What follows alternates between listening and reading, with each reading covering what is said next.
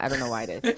Um, so speaking of goals, yeah, 100%. And like talking a little bit about Saka because I just feel like early on in the season, it is still early on the season, but like the first couple of games, there was like, what's wrong with him? He's starting off slow. He doesn't look like himself. And I felt like we did that last season as well. Like he didn't look exactly like his like perfect self. And then like maybe a couple months into the season, he really hit his stride. This season, he's doesn't look like his tip top shape. Kind of, he's not beating his man every single time. Whatever, who cares? But he's getting the goals and assists like I've never seen. 9 goals and assists like already this season, or like GA altogether. And he's just doing it without having to like break a sweat. He doesn't look like he's overly exerting himself. Like he's just kind of like doing the business, and he's like, it's very like mature from Bukayo Saka. In your opinion, like where does he rank in terms of the best attackers in the league? You know, it's before it was, oh, he has to play in Champions League. Well, guess what? He's played in Champions League, goal and assist. Like, what do you have to say now? Where do you rank him, like in terms of the best attackers in the league? I mean, obviously we've got to move the goalpost again now. You know, he's not legit until he's won the Premier League. He is the best at the moment, and it's really interesting that we kind of each time he starts these seasons and you think he's looking a little different. I think that the thing that we all forget is that, you know, he is now our man to watch. So any other side, when they know they're playing against Arsenal this weekend, number one to stop us scoring is how do you shut down Saka? So I think we've often seen him double marked. We've seen him, you know, they're clearly trying to force him inside. But the thing with him is that he has so many options when he's got the ball. He's either got that lovely overlap with Ben White, which we saw a couple of times at the weekend, or he can come inside and curl it on his left foot into the top corner. It is, to a certain extent, completely unstoppable.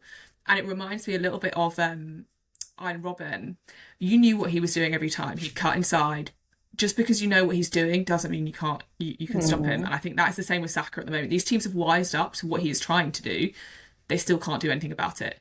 And to have a player of that caliber who is now the target man because he is our best player, who teams are double marking to shut down the overlap. They're double marking him to force him inside.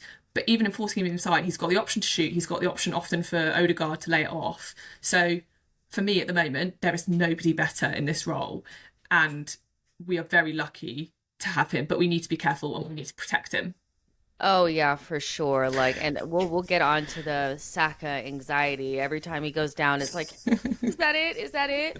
But he's so mature for his age and so good. And he's, like you said, he's unstoppable at this stage. Like, you can try, but he's still getting goals and assists despite Arsenal maybe not being as clicking, or like not clicking as well as they usually do, even though they're double marking him. He's just kind of like that guy. He takes our penalties. He's giving penalties away. It doesn't matter. He's just cool, calm, collected, and doing the business. And so I agree with you. I think he's probably the best in the league right now. When I watch other teams, like top teams and what they have, like you have Bowen, you have, Kulusevski.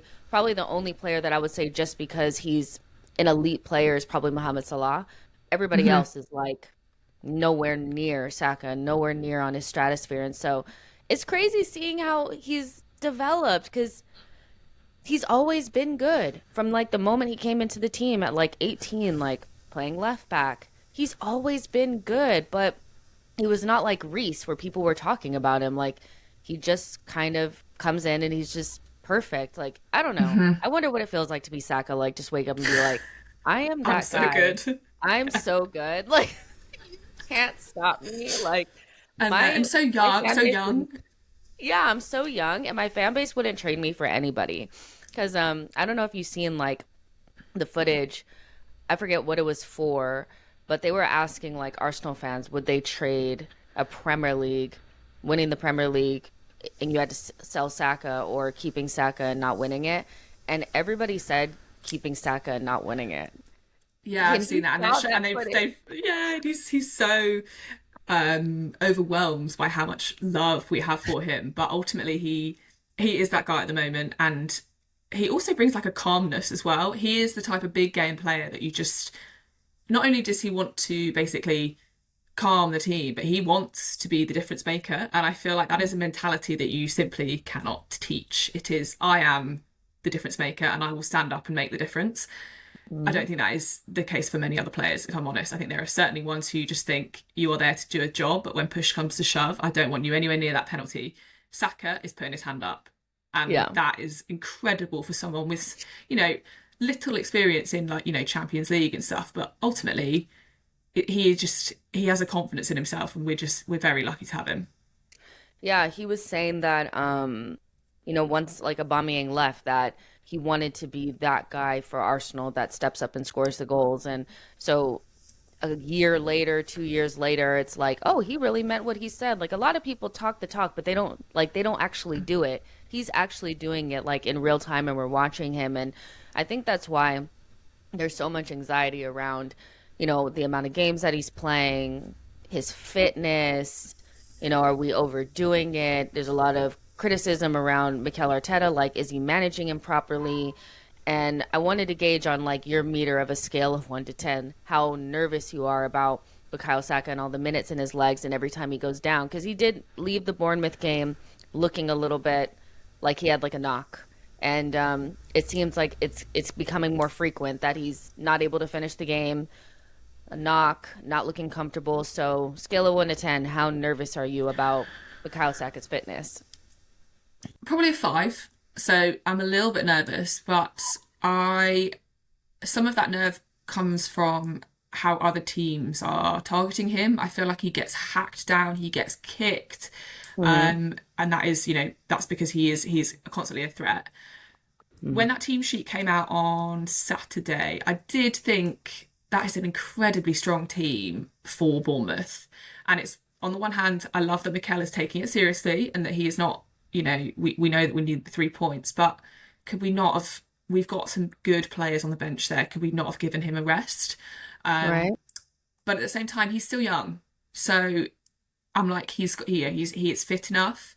It's just I don't know whether he has any pre-existing injuries that he's had before. Like there's always player with the ankle, player with the the thigh problem. I don't know if Saka has any of that. Hmm. Um, but every time he goes down, I have a small heart attack because I'm like, this is it. That's the ACL, and that's he's out for the season. That's not because Goodness. I love to catastrophize basically, and every time he goes We see down, in the group chat, and I'm here yeah, for it. I'm I here love a for meltdown. I love a meltdown. it. Um, I am nervous, but I have to put my confidence in Arteta that when he really can't play, he takes him off. He doesn't start him. I hope he doesn't play midweek, etc. I'm about 50-50, I think. I don't know about you. Oof. Yeah, I feel like I'm trying to do the thing where I'm like, I believe the club are doing the right thing and they have all the data and I don't know anything, so I'm just gonna trust. But in reality, I am sweating it because we don't have anybody in the team that's similar to Saka and we just don't look the same without him. Like, what are we gonna do? Like, it does worry me, especially because he's going down a lot more often. And it doesn't seem like Arteta is very like desperate to get him any sort of rest. Like you're right. When I saw that he even traveled, I was like, oh, he's starting. Like there's no way that he's traveling and he's not starting. Like I felt a type of way. I did. Like I felt a type of way about Declan Rice and Saliba as well because they're such important players. But Saka, I was like, we don't have to, Mikel. We don't have to. Do something a little bit different. You know what? If you want to, stick Ramsdale up top. I don't care because it's Bournemouth and they suck and we should be fine. But Saka still played and he played a lot, like a long time. And I feel like the only thing that really kind of annoyed me was that he didn't come off early. We were already like 3-0 up. Does he have to continue on? Like, I don't know. I think Arteta's basically telling us, like, I'm playing him, get over it.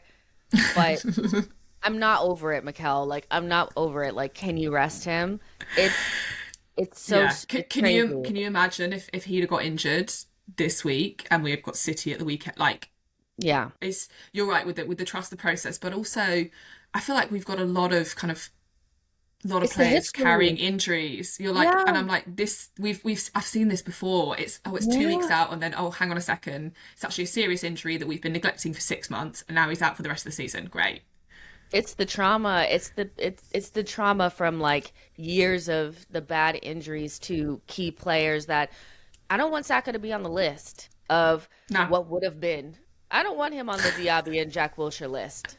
Okay? Like players that we thought were going to be it and ends up being not, you know? So I do understand the frustration and kind of like the anxiety around Saka because he's so important, but he's what the club are kind of putting out is that he knows his body. He's very mature and he knows when he feels like he's getting injured and when he's ready to go. So we have to trust Saka, we have to trust Arteta and trust the club and yeah, we got to trust the Pray, process. pray, and just And just pray. pray. Yeah, we just have to pray